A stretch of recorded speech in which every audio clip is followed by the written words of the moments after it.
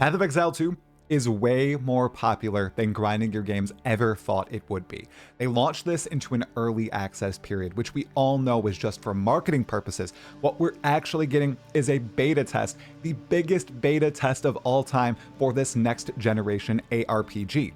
And due to this popularity and all the people who hadn't played ARPGs before or just bought into the hype because their favorite streamer was playing it or because they saw the excellent presentation by Grinding Your Games, they picked up the game, they started playing it, they super enjoyed it, and Grinding Your Games saw that and realized, oh my goodness, we can't balance this like an early access or like a beta game, like they did with Path of Exile 1 in the days of yore, wherein there were weekly balance patches where they were squashing builds, resetting the passive tree, adding in new items that ended up breaking the game, and overall just inserting constant madness into the game.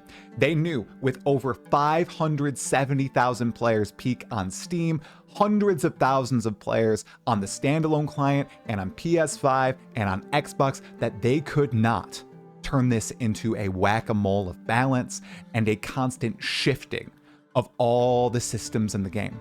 Otherwise, it was going to upset and probably confuse a lot of the people who bought into this. And because it's so well polished, don't laugh, because it's so well polished for an early access game, they literally saw this as a full game.